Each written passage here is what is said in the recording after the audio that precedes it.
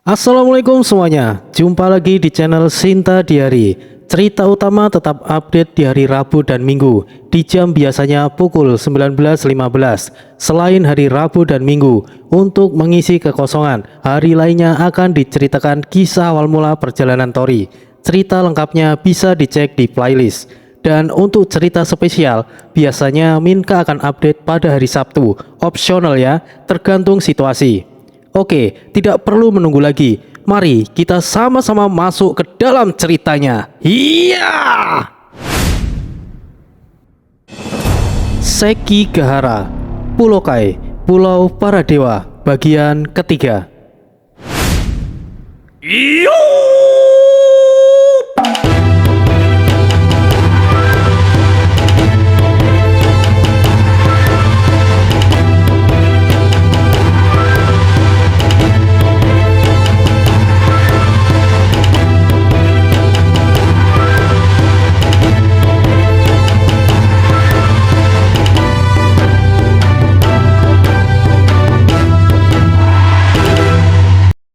Peringatan, konten ini mengandung suara yang keras, mungkin akan mengganggu pendengaran.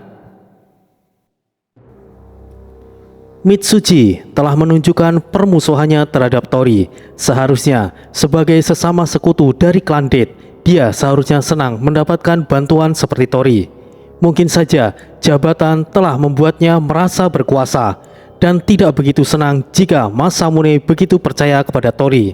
Seperti biasa, Tori tidak pernah mempermasalahkan itu, sekalipun itu menghinanya, asalkan masih berada di dalam batas wajar.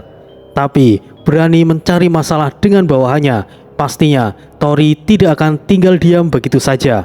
Apalagi yang disinggung adalah Anko. Sepertinya Mitsuji sedang mencari kematiannya. Mitsuji! Kojiro menghampirinya. Apa yang dia lakukan sehingga Mitsuji gemetaran ketakutan seperti ini? Bisa membuat Mitsuji seorang jenderal dari klan Death seperti ini. Aku harus lebih berhati-hati. Aku takut Masamune sama dalam bahaya, batin Kojiro.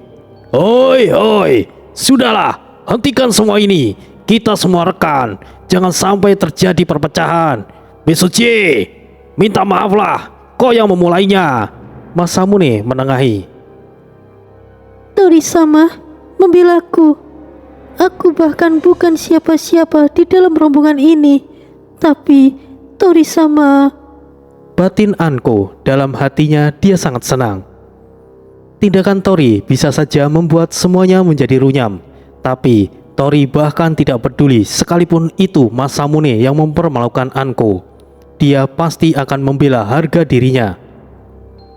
Masamune-sama, kenapa Anda percaya dengan sosok sepertinya? Tidak ada bukti yang jelas bahwa mereka berasal dari Pulau Kai. Dan juga omong kosongnya itu. Jika dia membuktikan ucapannya barusan, aku akan minta maaf bersujud di hadapan jalang itu, ucap Mitsuji. Mitsuji, kau sudah keterlaluan. Masamune marah. Masamune-sama. Kojiro berusaha melindungi Mitsuji. Masamune-san, dia benar. Aku hanya perlu bukti supaya dia mau meminta maaf kepada Anko. Raka, saya tuan. Bawa kemari mata-mata yang sudah kalian tangkap. Baik tuan. Sesaat kemudian, rombongan klan Zendan muncul sambil membawa 5 orang tawanan yang sepertinya adalah mata-mata dari klan Kuroda.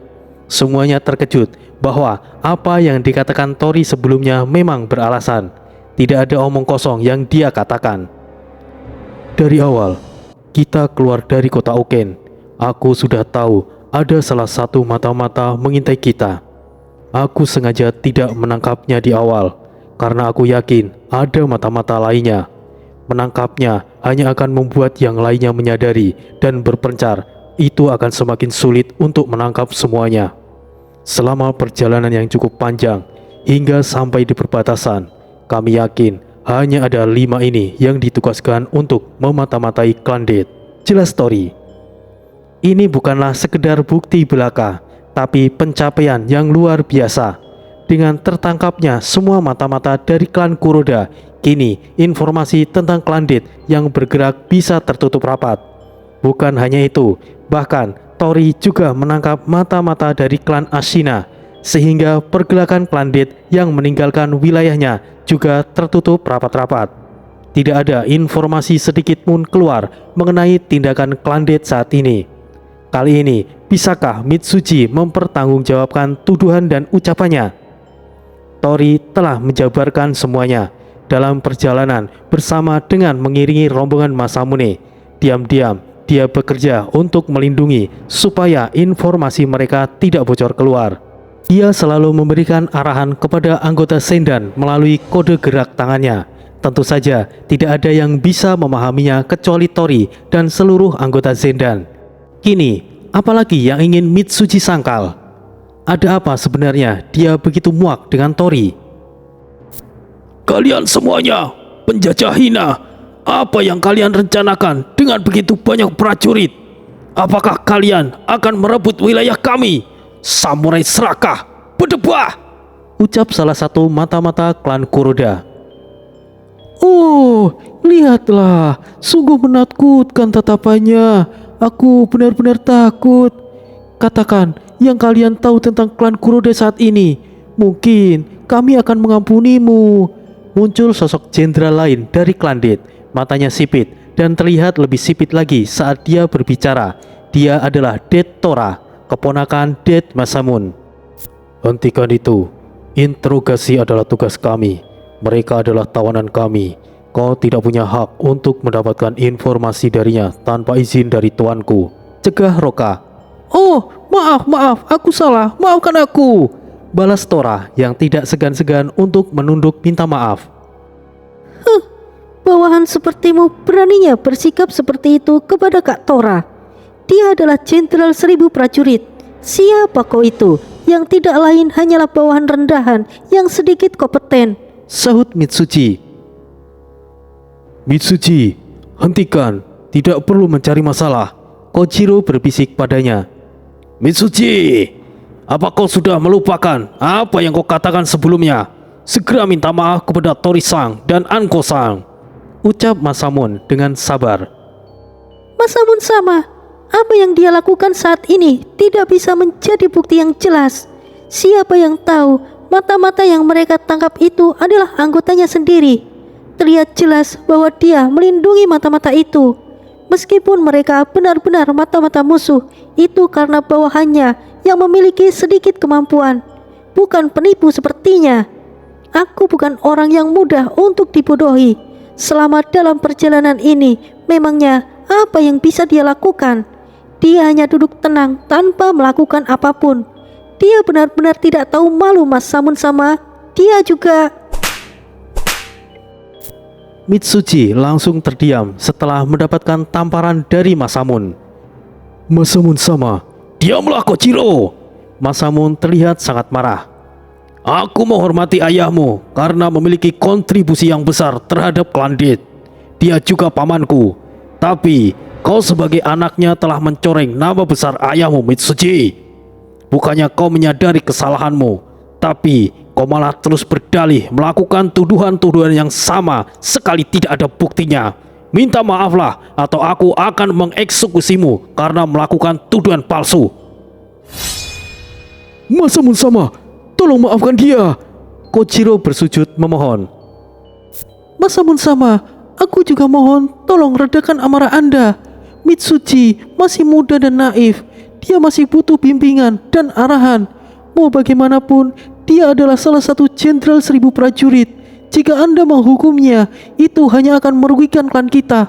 Tolong pertimbangkan kembali Masamune sama. Tora juga bersujud memohon. Mitsuji terdiam. Dia sungguh malu karena dipermalukan seperti itu oleh Masamune. Di hadapan ribuan orang dia ditampar tanpa memperdulikan posisinya sebagai seorang jenderal. Mitsuji! Teriak Tora seraya mengingatkan untuk minta maaf. Maafkan saya, Masamune sama. Dalam hatinya Mitsuji pastinya mengumpat tidak karuan. Pertanggungjawabkan ucapanmu sebelumnya, Mitsuji. Bersujud dan minta maaflah kepada Anko-sang. Perintah Masamune. Masamune sama, Anda adalah saudaraku. Tidak cukupkah mempermalukan saya? Saya bisa terima jika itu Masamune sama, tapi Masamune sama, Mitsuji akan melakukan sesuai dengan apa yang Anda katakan. Kojiro langsung membungkam ucapan Mitsuji dengan menghantamkan wajahnya ke tanah. Kojiro lebih mengenal Masamune dari siapapun. Meskipun sikap Masamune agak konyol, tapi saat dia marah, apa yang dia ucapkan akan dia lakukan. Mungkin yang dilakukan Kojiro benar-benar telah menambah mempermalukan Mitsuji, tapi setidaknya Mitsuji tidak harus kehilangan nyawanya. Kojiro sangat peduli kepada Mitsuji karena dia sangat berhutang budi kepada ayah Mitsuji yang bernama Dead Sujimon. Kojiro sebenarnya bukanlah dari klan Dead. Dia hanyalah anak gelandangan yang ditemukan Sujimon yang hampir mati. Kojiro tumbuh besar dalam asuhan Sujimon sehingga dia menjadi seorang samurai yang terkenal. Karena Kojiro termasuk sosok yang jenius, dia juga menciptakan aliran bela dirinya sendiri. Setelah Sujimon meninggal, Kojiro melayani Masamune. Saat itu Mitsuji masih dalam kandungan, dan sebagai bentuk balas budi, Kojiro akan melindungi Mitsuji. Kojiro berharap Mitsuji bisa menjadi seperti ayahnya. Sayangnya, sikapnya bertolak belakang dengan almarhum ayahnya. Sejak dari kecil, dia selalu dimanja dan mendapatkan perlakuan seperti seorang ratu. Hal itu menjadikan dirinya keras kepala dan merendahkan orang lain. Kojiro terpaksa bertindak kasar kepada Mitsuji dan menyeretnya di hadapan Tori. Hal itu jelas sesuatu yang sangat memalukan. Harga diri Mitsuji sebagai bangsawan benar-benar telah diinjak-injak. Tori-san, Anko-san, aku minta maaf. Mitsuji harus menepati ucapannya. Dengan paksa, Kojiro membuat Mitsuji menunduk berulang kali di hadapan Anko. Wajahnya yang menjadi berantakan karena bercampur dengan tanah yang basah, bekas diinjak-injak kuda dan kaki prajurit. Kojiro-san, apa yang kau lakukan itu hanyalah memaksa dia untuk melakukannya. Sebagai seorang jenderal, seharusnya dia bisa menjadi contoh. Tapi malah dia menunjukkan kewenangannya dan berkelit menutupi kesalahannya. Kojiro-san, aku tahu kau sangat waspada terhadapku. Demi melindungi Masamune-san, apapun kau lakukan. Tapi kau seharusnya juga tahu, dengan sikap egois dan kekanakan Mitsuji, itu akan membahayakan Masamune-san. Saya mengerti, Tori-san. Tapi setidaknya Mitsuji melakukan apa yang dia katakan. Terlepas itu paksaan atau tidak, dia tetap melakukannya. Jadi aku mohon, Tori-san, pinta Kojiro.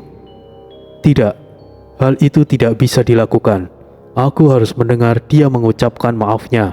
Aku tidak keberatan menggantikan Masamune-san untuk menghukumnya. Niat membunuh yang sangat menusuk yang dipancarkan oleh Tori tidaklah main-main. Kojiro yakin jika Tori bertindak, Masamune akan tetap diam. Mitsuji, bukan saatnya keras kepala. Kau bersalah dan minta maaflah, Mitsuji, paksa Kojiro. Maaf. Sambil gemetaran Mitsuji ucapkan. Tori yakin Mitsuji gemetar bukan karena takut, tapi karena dia menahan amarahnya. Tunggu, aku tidak mendengarnya, kata Tori. Sial. Maafkan aku. Sambil mengapal kuat-kuat, Mitsuji mengatakan, kau minta maaf kepada siapa? Tori jelas tahu apa yang dikatakan Mitsuji sama sekali tidak ada ketulusan. Jadi dia sengaja untuk mempermainkannya. Tori-sama, ini sudah cukup. Tolong tidak perlu dilanjutkan lagi. Pinta Anko. Baiklah. Karena Anko sendiri yang mengatakan, aku anggap semuanya telah selesai, ucap Tori. Terima kasih, Tori-san. Kojiro kemudian segera membawa pergi Mitsuji ke dalam rombongannya, diikuti oleh Tora. Tori-san, aku benar-benar malu. Tolong maafkan aku. Aku tidak becus mendisiplinkan bawahanku, ucap Masamune.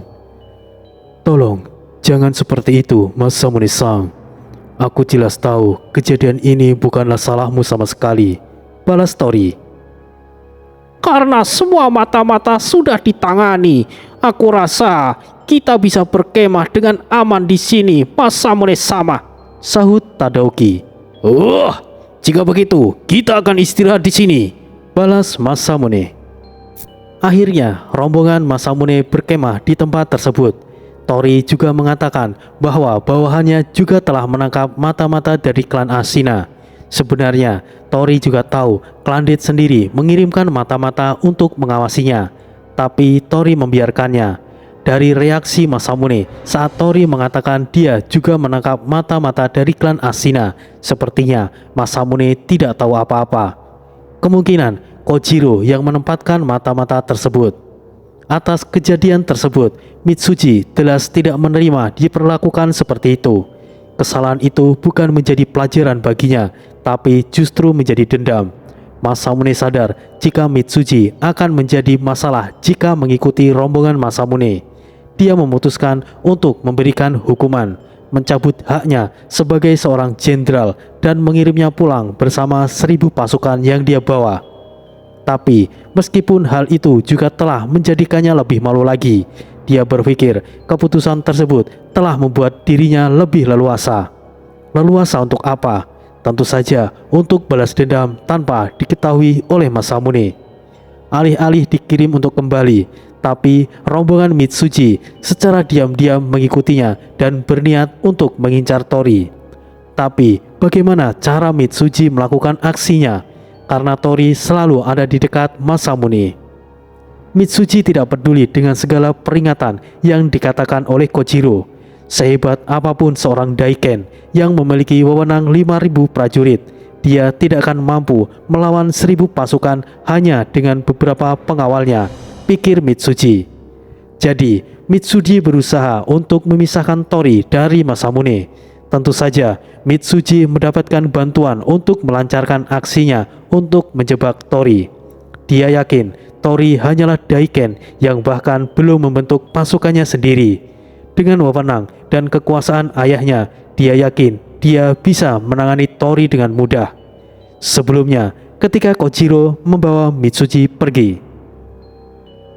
Aku tidak akan menerima begitu saja penghinaan ini. Aku pasti akan membalasnya, ucap Mitsuji memendam dendam. Mitsuji, Masamune-sama benar-benar bisa menghukummu. Akuilah bahwa kau itu salah, tidak perlu menyulut api lagi. Daiken sudah berbaik hati untuk memaafkanmu. Terimalah konsekuensinya karena ulahmu sendiri, Mitsuji. Berbaik hati kau bilang. Kojiro, kau ada di pihak mana? Dia telah mempermalukan aku sejauh ini, dan kau memintaku untuk menerimanya begitu saja. Aku Death Mitsuji, anak dari Death Tsuchimun yang terhormat, tidak akan tinggal diam dipermalukan seperti itu, bentak Mitsuji. Mitsuji, apa harga dirimu lebih penting dari nyawamu? Kojiro-san, selama ini kau selalu mendukungku. Apakah kau juga telah terpedaya oleh Daiken gadungan itu seperti Masamune? Jika bukan karena Masamune adalah pemimpin klan, aku tidak akan pernah takut dengannya. Kau sungguh lancang, Mitsuji. Kojiro mencengkram leher Mitsuji. Kau sungguh keterlaluan, Mitsuji. Ucapanmu ini sudah cukup untuk membunuhmu. Beraninya kau mencela Masamune-sama. Kojiro, bunuh aku jika kau berani. Jika bukan karena ayahku, kau pasti sudah mati seperti sampah. Kojiro memperkuat cengkramannya. Kojiro-san, jangan lakukan itu. Hentikan Kojiro-san. Tora memohon. Kojiro melempar Mitsuji. Tsuchimun-sama adalah seorang yang terhormat. Sungguh disayangkan dia memiliki anak yang menyedihkan sepertimu. Aku memang berhutang kepada Tsuchimun-sama, tapi aku terlalu buta karena melindungi anak sepertimu. Aku sudah berusaha untuk melindungimu, tapi mulai sekarang aku tidak akan peduli lagi. Aku sudah memperingatkanmu, jika kau masih ingin mencari masalah kepada Daiken, tidak ada yang bisa melindungimu lagi, ucap Kojiro kemudian meninggalkan mereka. Kau juga menjadi tidak tahu diri, Kojiro. kau sama saja dengan Masamune. Klan Death akan hancur cepat atau lambat. Mitsuji mengutuk dengan segala kekesalannya. Kojiro sempat berhenti, kedua tangannya mengepal menahan amarah. Kojiro-san, pergilah. Tolong abaikan apa yang dikatakan Mitsuji. Tolong, pinta Tora. Kojiro masih bisa menahan amarahnya dan pergi begitu saja. Kemudian Masamune memberikan perintah kepada Mitsuji untuk kembali dan mencopot jabatannya sementara sebagai Jenderal 1000 prajurit. Tentu saja hal itu membuat Mitsuji juga menaruh dendam kepada Masamune. Padahal apa yang dilakukan Masamune adalah bentuk pengampunan. Tapi lagi-lagi Mitsuji tidak memahami hal itu dan beranggapan bahwa Masamune sengaja mempermalukannya lagi. Tora-san, apakah kau benar-benar menyukaiku? Ucap Mitsuji. Apa yang kau katakan, Mitsuji-san? Kenapa kau mengatakan yang jelas-jelas sudah kau tahu? Balas Tora. Jika begitu, bantu aku untuk membalaskan penghinaan ini. Aku masih bisa terima dengan apa yang dilakukan Masamune. Tapi aku tidak bisa terima beraninya Daiken rendahan itu memperlakukan aku serendah itu. Mitsuji, sudahlah, kau sendiri yang salah. Mau bagaimanapun, dia adalah seorang Daiken, jabatan yang setara dengan Kojiro-san. Sudah cukup, jangan cari perkara lagi. Apakah kau takut dengan Daiken palsu itu? Memangnya kenapa jika aku salah? Aku adalah seorang anak bangsawan terhormat. Tidak seharusnya mereka memperlakukan aku seperti itu. Apakah kau juga akan memihak Daiken rendahan itu daripada aku, Tora-san? Bukan seperti itu, Mitsuji. Ini bukan saatnya untuk balas dendam. Masamune sama selalu berada di sisinya. Apa yang bisa kau lakukan? Maka dari itu, aku minta bantuanmu, Tora-san. Pancing dia supaya menjauh dari sisi Masamune. Aku tahu kau bisa melakukannya dengan kecerdikanmu. Aku tahu dia kuat, tapi sekuat apapun dia tidak akan bisa melawan 1000 prajurit hanya dengan beberapa bawahannya. Kau tahu apa yang harus kau lakukan, Tora-san? Aku hanya akan menyamar sebagai bandit dan membunuhnya. Dengan begitu, Masamune tidak akan menyadarinya. Baiklah jika begitu. Tora terpaksa harus menuruti perkataan Mitsuji. Mereka kemudian mengatur rencana untuk menyergap Tori. Tenda sudah berdiri. Malam itu semuanya istirahat di tempat tersebut sebelum melakukan penaklukan esok harinya. Di dalam tenda terlihat bayangan 2 orang sedang bersenang-senang. Tora akhirnya segera memulai rencananya. Tapi dia tidak bisa bertindak saat itu karena dia melihat bayangan dari cahaya di dalam tenda. Sepertinya Tori dan Anko sedang melakukannya. Terlihat jelas dalam bayangan tersebut sosok wanita sedang menari menggoyangkan pinggulnya dengan pelan dan berirama. Sesekali mengibaskan rambutnya. Kepalanya menghadap ke atas dan terlihat jelas sosok tangan mencengkeram leher wanita itu dengan lembut dibarengi guncangan yang cepat. Dan sesekali terdengar rintihan keluar dari mulutnya. Tidak peduli ada di mana mereka berada, saat Anko butuh, Tori akan memberikannya. Mau bagaimanapun, Anko baru pertama kalinya melakukan itu. Tentu saja hal tersebut membuat candu bagi mereka yang baru merasakan nikmatnya bercinta.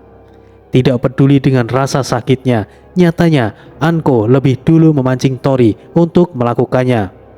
Sebelum Anko benar-benar cukup dengan candunya, Tori tidak akan menyentuh ke-6 geisha lainnya. Karena itu akan sangat merepotkan jika melayani mereka sekaligus. Untuk itu, Tora harus bersabar, menunggu hingga berjam-jam hingga Tori dan Anko selesai. Dan untuk beberapa hari ke depan, kemungkinan setiap malam akan mereka habiskan bersama.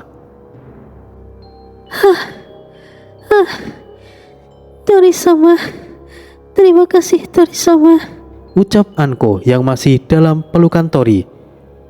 Untuk apa, Anko? Semuanya Tori-sama, terutama untuk yang tadi. Tori-sama telah membela aku sejauh itu. Itu bukanlah apa-apa, Anko. Bukankah sudah aku katakan, aku melindungimu Tidak peduli siapa yang menghinamu, mereka akan mendapatkan amarahku. Terima kasih Tori-sama. Sepertinya suasananya sudah memungkinkan untuk bertemu. Akhirnya Tora mendatangi Tori. Permisi Tori-san, maaf mengganggu. Bisakah minta waktunya sebentar? Saya Tora. Tunggu sebentar Tora-san. Baik Tori-san. Sesaat kemudian Tori keluar bersama Anko. Ada apa Tora-san? Tori-san, kami sedang membahas rencana untuk penyerangan besok. Jika tidak keberatan, Tori-san diminta untuk bergabung. Baiklah, antarkan aku di mana lokasinya Tora-san. Yeay, tidak aku sangka akan semudah ini. Maaf Tori-san, kita memang bukan musuh, tapi kau harus mati malam ini, batin Tora.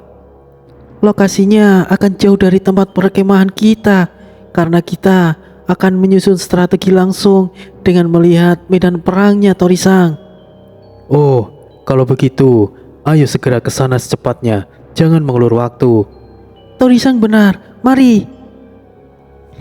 Dasar bodoh, Daiken bodoh, batin Tora. Tori hanya tersenyum. Dia sengaja datang untuk masuk ke dalam jebakan yang dipersiapkan oleh Tora.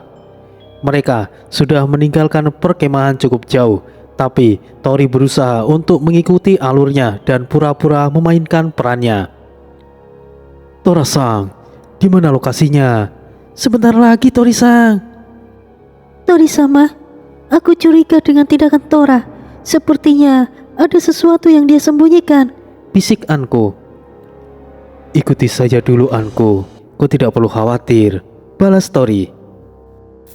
6 geisha lainnya juga mengikuti Tori, tapi mereka bertindak sebagai seorang ninja pada umumnya. Mereka selalu berada di dekat Tori, tapi bersembunyi di balik bayangan, seperti yang dilakukan oleh Shira dan bawahannya. Berhenti! Siapa kalian? Tanya Tora. Bunuh mereka!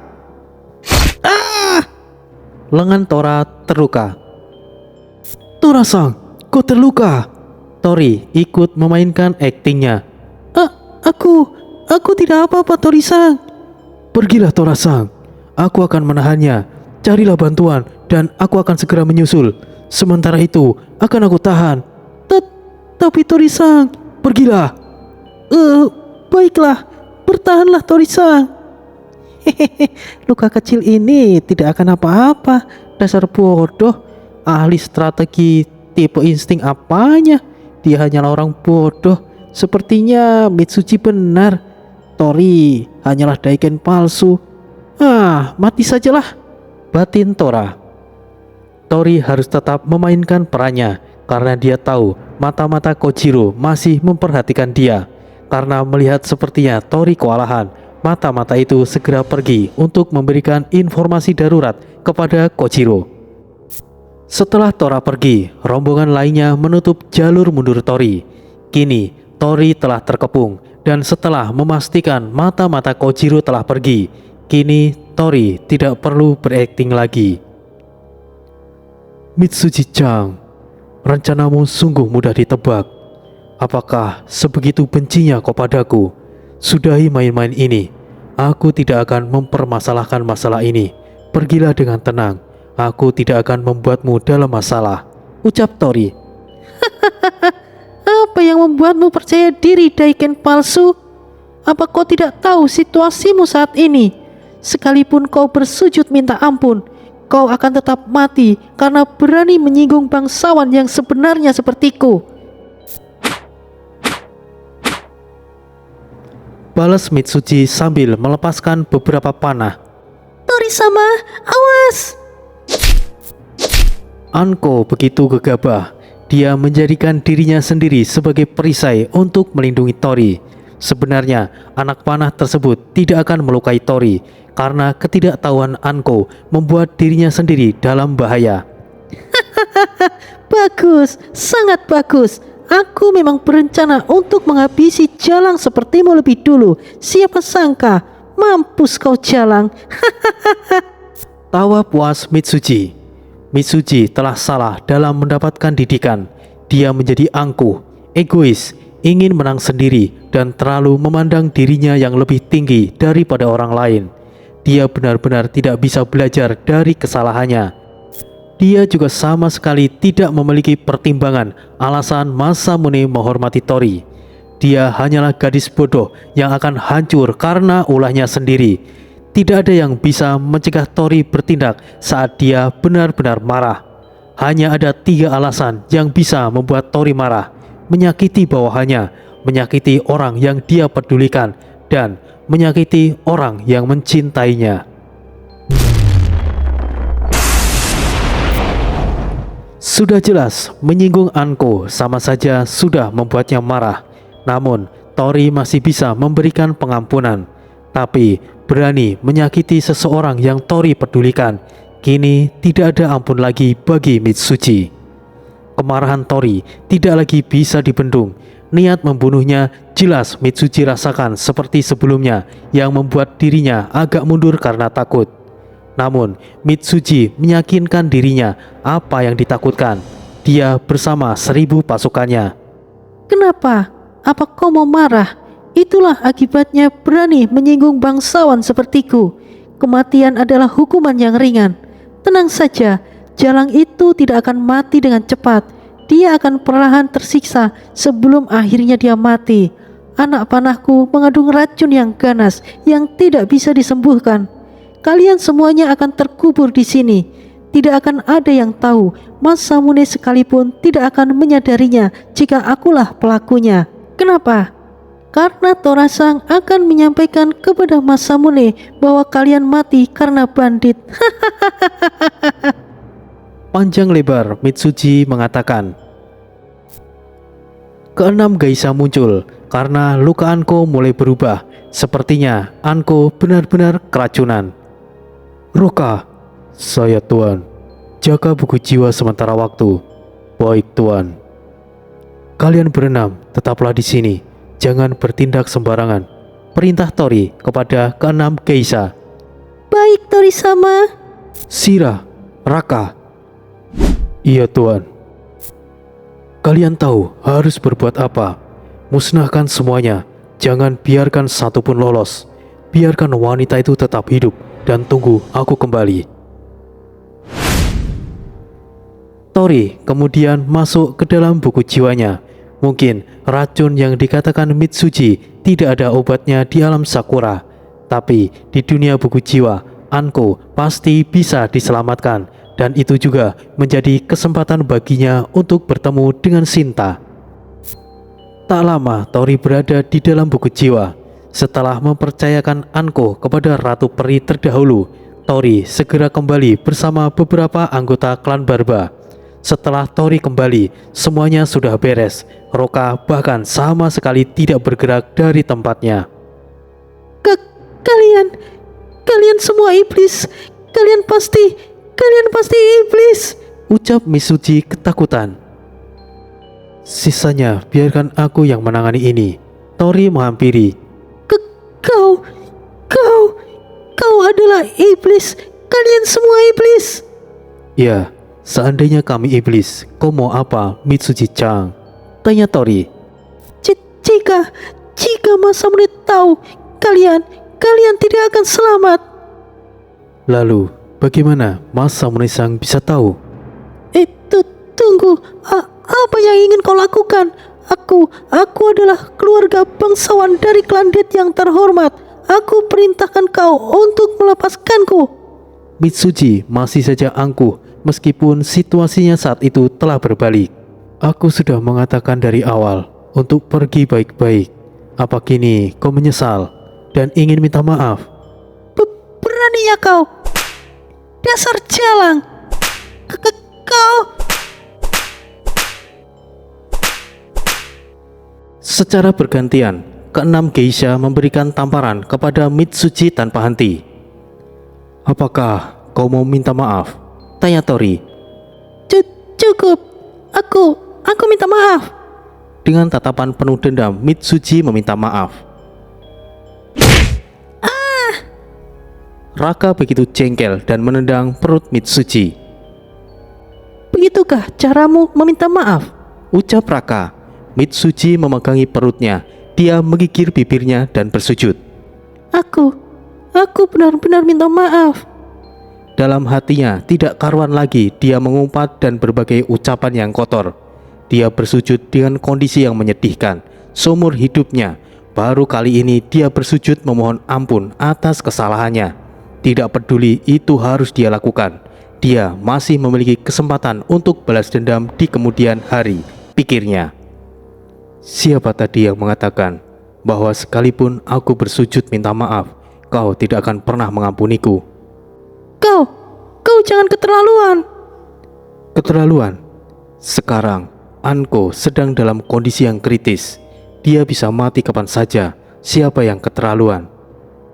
Dia hanyalah budak rendahan, jalang yang hina, sedangkan aku adalah anak dari bangsawan yang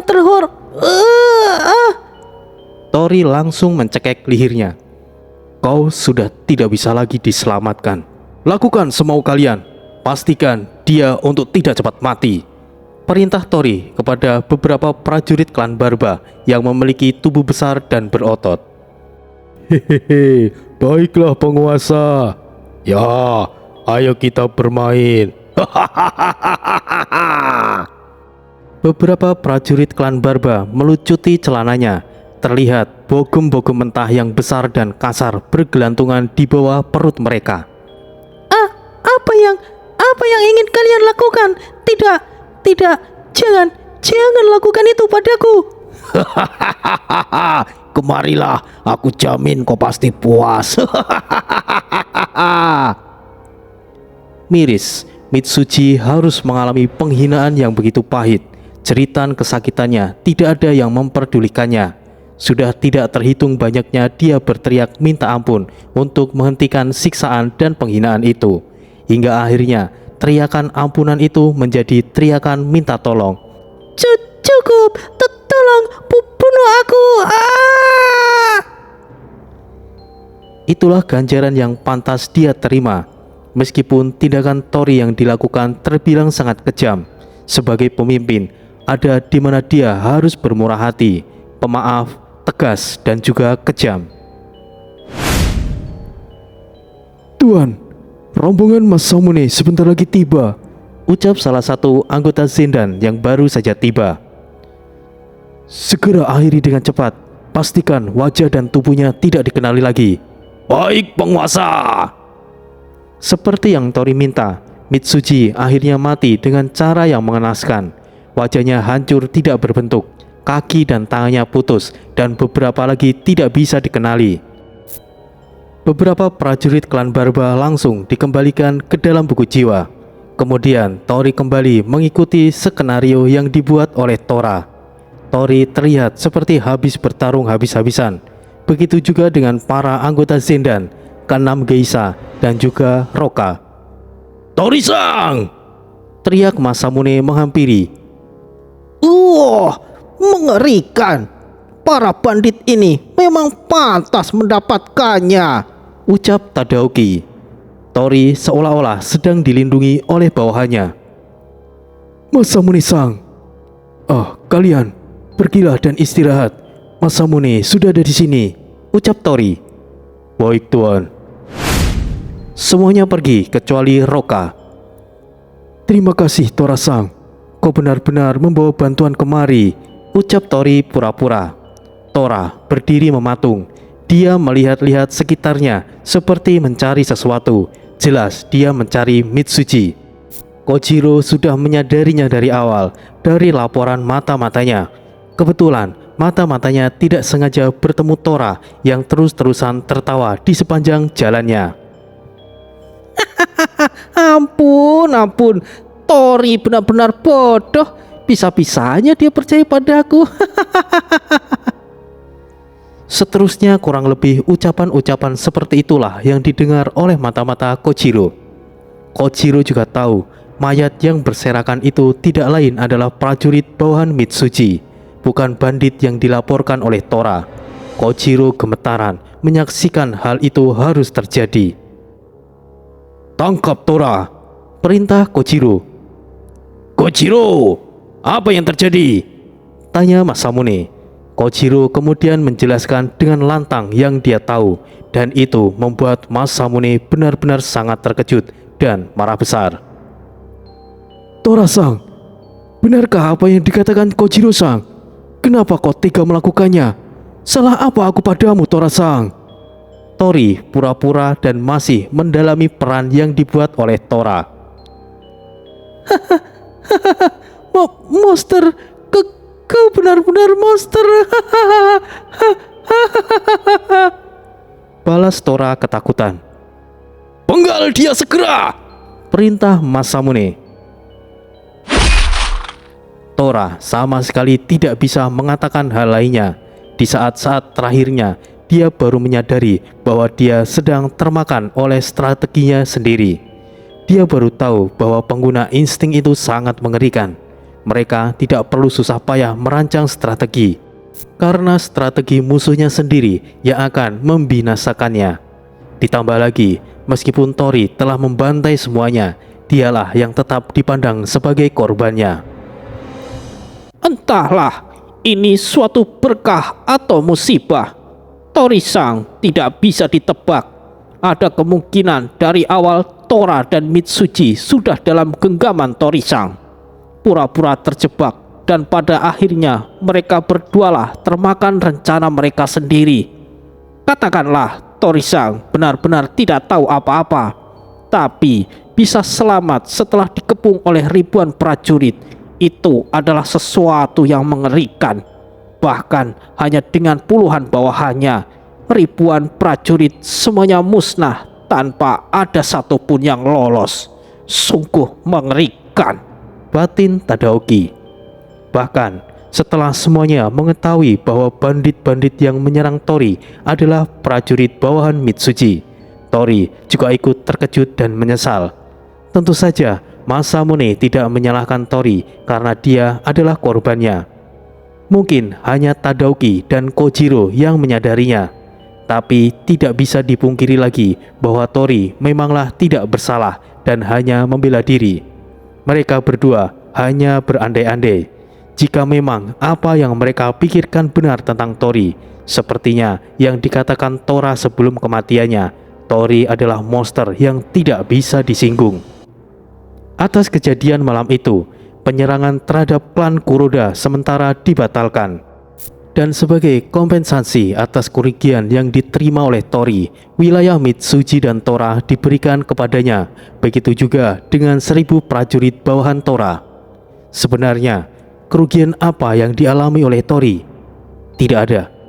Mungkin cedera Anko bisa dianggap kerugian, tapi hanya masalah waktu hingga Anko kembali pulih. Tadaoki berpikir mungkin Tori bisa menjadi bantuan yang hebat, tapi juga bisa menjadi malapetaka bagi klan Death. Pada intinya, mereka yang memuliakan orang lain, dia juga akan dimuliakan orang lain pula. Mereka yang menanam benih kebaikan akan tumbuh lebih banyak kebaikan. Mereka yang memicu kebatilan akan merasakan pedihnya kehancuran. Kebaikan tidak selalu mendapatkan perlakuan yang baik, namun kejahatan akan selalu dibalas dengan lebih jahat lagi. Itulah dunia di alam Sakura. Seperti yang sudah dijelaskan di awal, alam Sakura ini menggabungkan beberapa era pada era Sengoku hingga era setelahnya, di mana zaman Sengoku disebut juga sebagai eranya para Hoshin atau Murim yang diartikan sebagai ahli bela diri.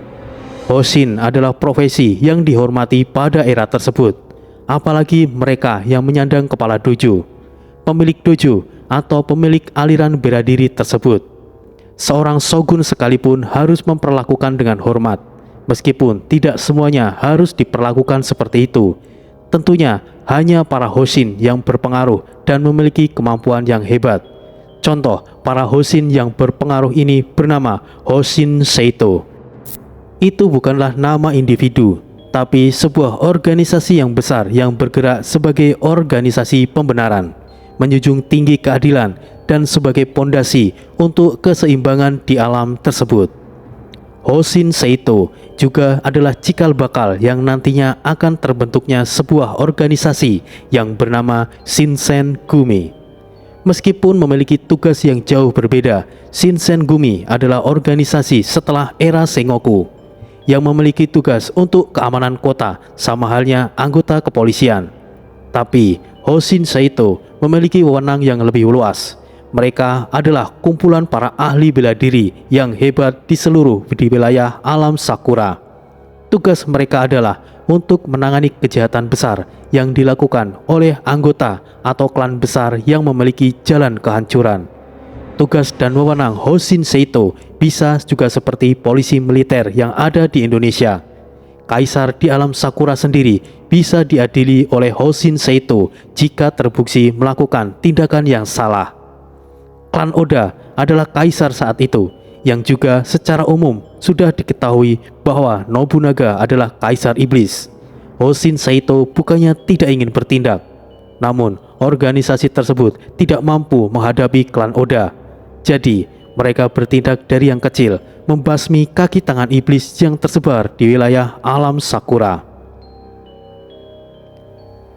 Di dalam wilayah perkemahan klan Death, tidak adanya Mitsuji dan Tora tentu saja telah mengurangi kekuatan klan Death.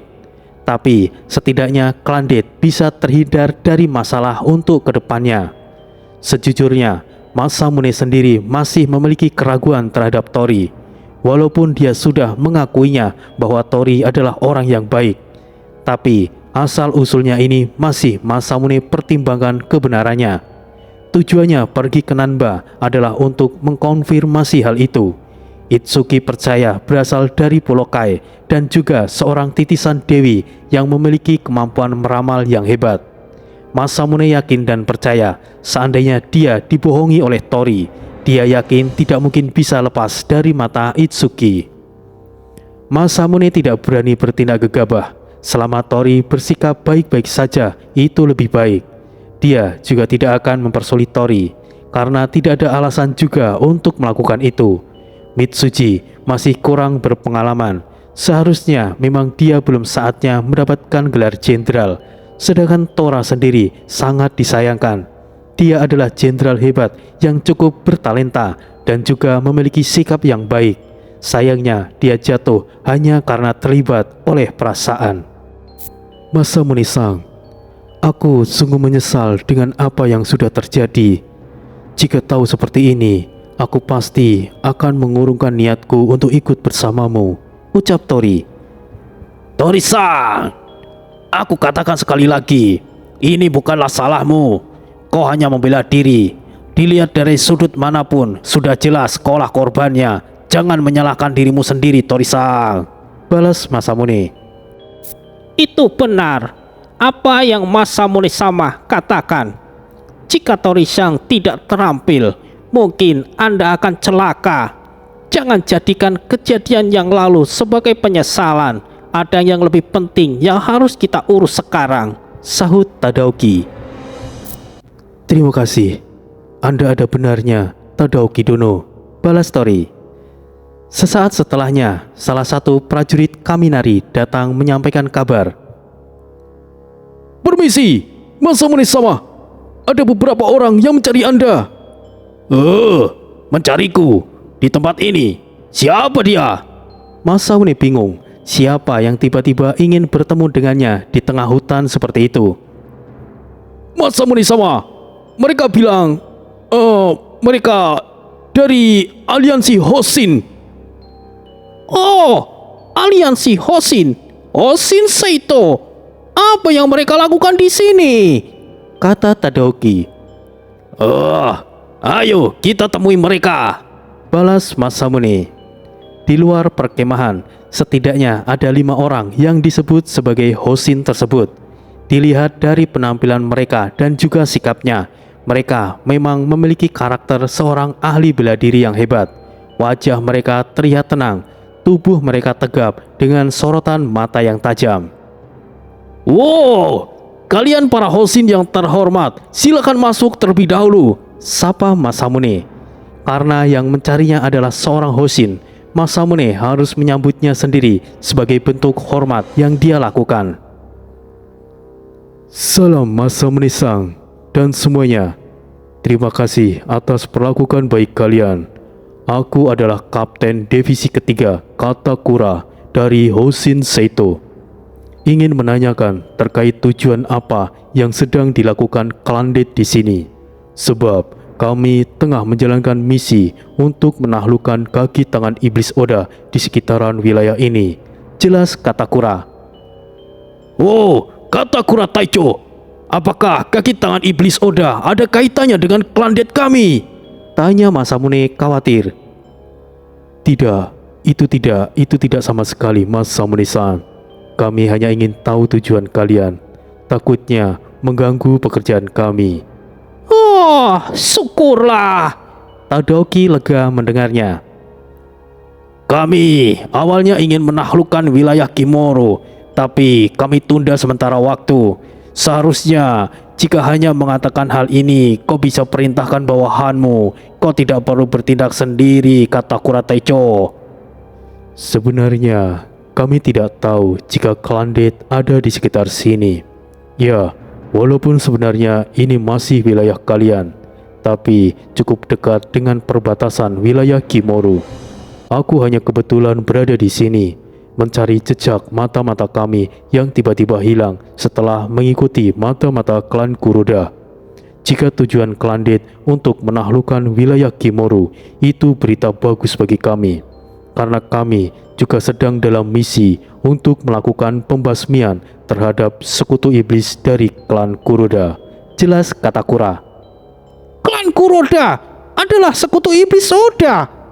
Tidak pernah aku sangka klan yang sangat tertutup itu ada di pihak iblis, Sahut Tadaoki. Untuk klan Kuroda, tolong serahkan kepada kami. Wilayah Kimoro bisa Klandit ambil alih setelah kami memusnahkan klan Kuroda, kata Katakura menambahkan. Baiklah, kami tidak keberatan. Tapi ada yang bisa kami bantu, Katakura Taicho? Tanya Masamune. Kami harus menangkap salah satu mata-mata dari klan Kuroda. Kami sama sekali tidak memiliki informasi yang berguna. Mata-mata kami sendiri menghilang, kemungkinan tertangkap oleh mata-mata klan Kuroda. Untuk saat ini, kami tidak bisa bertindak gegabah. Oh, ternyata begitu. Tori-san, apakah kau bisa membantu? Pinta Masamune. Katakura kemudian melirik ke arah Tori. Baiklah. Tentu saja aku tidak keberatan Masamune-san. Sepertinya organisasi Hoshin Seito ini adalah kelompok yang lurus, ucap Tori. Hei, apa yang kau katakan sepertinya itu?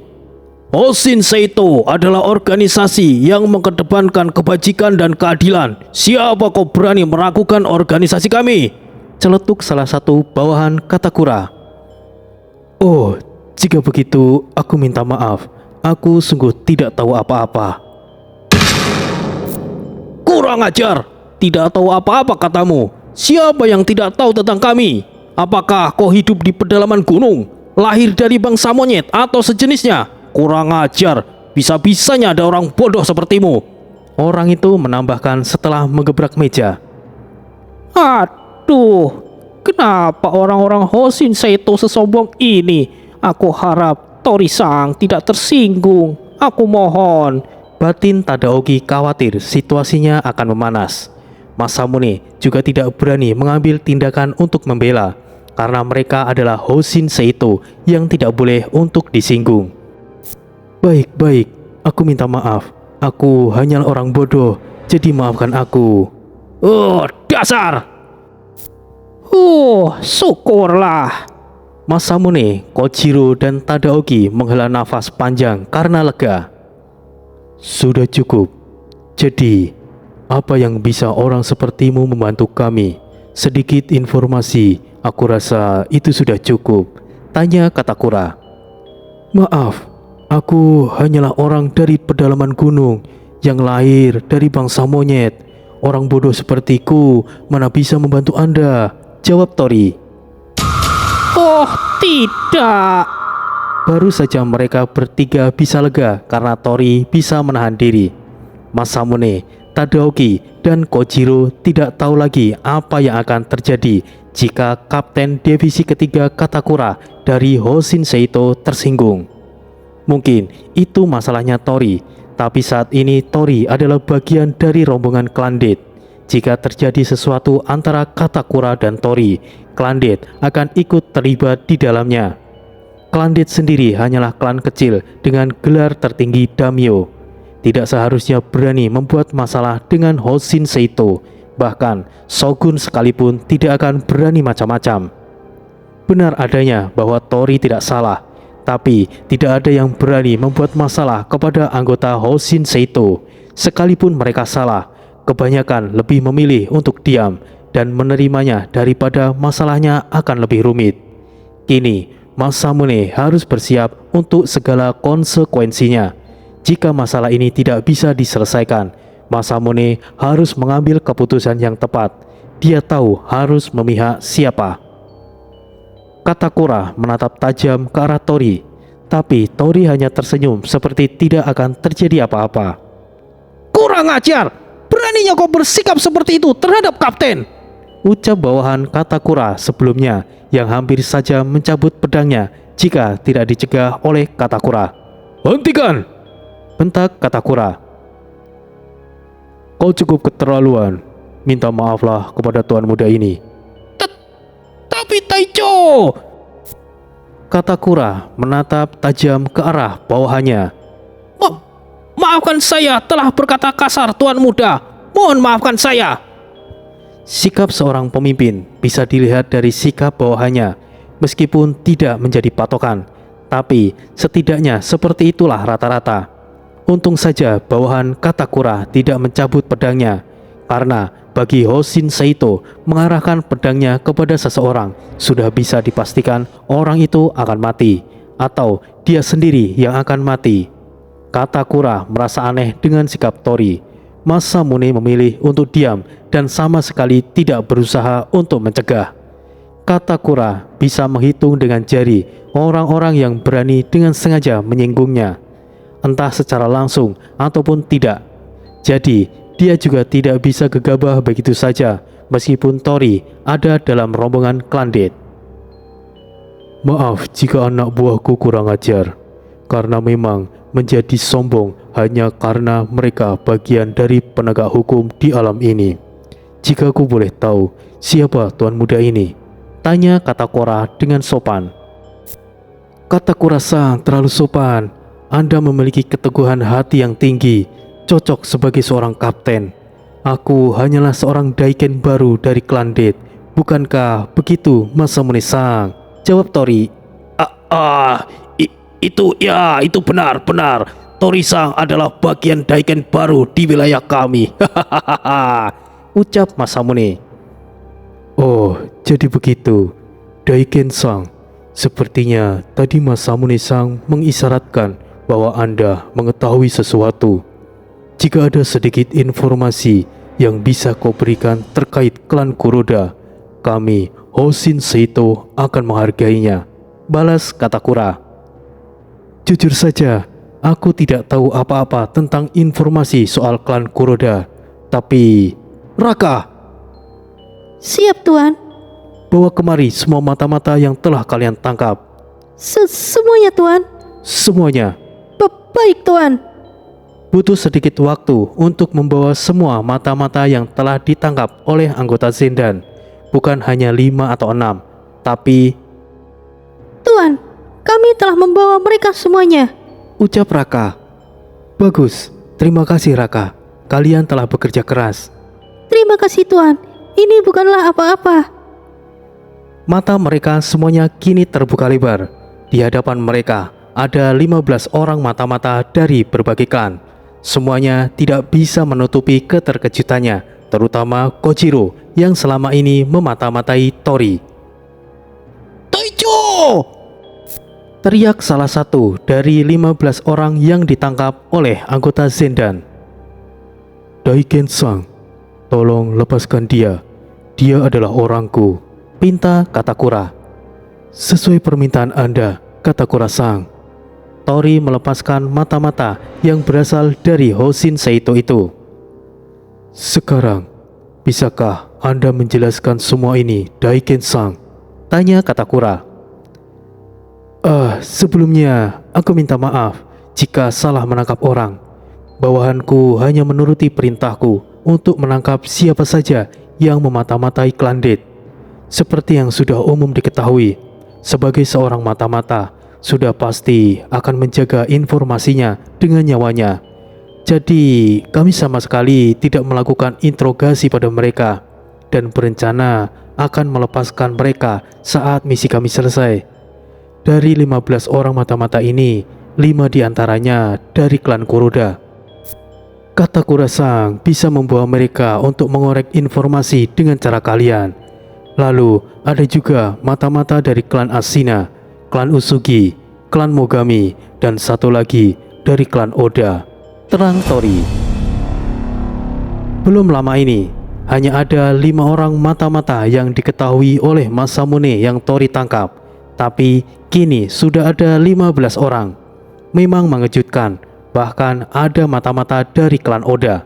Sudah wajar sebenarnya jika ada mata-mata dari klan Oda di setiap wilayah. Tapi menangkap hidup-hidup mata-mata klan Oda itulah yang luar biasa. Kenapa? Karena setiap mata-mata klan Oda yang tertangkap, mereka selalu bunuh diri. Ada saja caranya mereka melakukannya. Mata-mata dari klan Mogami dan Usugi juga sudah biasa juga. Tapi sampai bisa menangkap mata-mata dari klan Ashina, itu adalah pencapaian yang belum pernah dilakukan oleh klan-klan besar lainnya. Klan Ashina adalah tempat di mana seluruh shinobi terlahir. Entah itu klan Iga, Iwa, Fuma, Koga, dan lainnya. Semuanya berasal dari Ashina. Klan Ashina memiliki kemampuan manipulasi atau ilusi yang hebat, serta kecepatan mereka yang tidak tertandingi. Jadi wajar bahwa mata-mata dari klan Ashina sulit ditangkap. Kecepatan mereka saja sudah sangat merepotkan, belum lagi kemampuan ilusinya yang sulit untuk dipatahkan. Kojiro langsung tertunduk lesu. Jadi dari awal dia menempatkan mata-mata untuk mengawasi Tori sudah disadari dari awal. Hanya saja Tori membiarkan itu terjadi tanpa melakukan apapun terhadap mata-matanya. Bahkan mata-mata Kojiro sempat besar kepala saat mata-mata dari klan Kuroda tertangkap. Dia bangga akan penyamarannya, yang mana 5 orang mata-mata tersebut tertangkap sedangkan mereka tidak. Secara teknik penyamaran itu sudah jelas, tidak ada yang bisa menandingi mata-mata dari klan Ashina. Jadi selama ini anggota Zendan sudah tahu, hanya pura-pura dan tidak tahu dengan penyamaran yang dilakukan oleh mata-mata Kojiro. Dia kira hebat dalam bersembunyi, sama sekali tidak. Justru terlihat konyol di mata anggota Zendan. Benarkah organisasi Hoshin Seito adalah penegak hukum di alam Sakura? Siapa yang tahu itu? Bisa jadi mereka hanyalah orang-orang yang munafik. Entah siapapun mereka, cepat atau lambat, mereka tidak akan lepas dari penglihatan Tori. Selesai. Wah, ini akan menjadi semakin menarik lagi kelanjutannya. Terima kasih sudah hadir semuanya. Semoga kalian selalu diberikan kesehatan. Sampai jumpa di cerita berikutnya. Sekian, wassalamualaikum warahmatullahi wabarakatuh.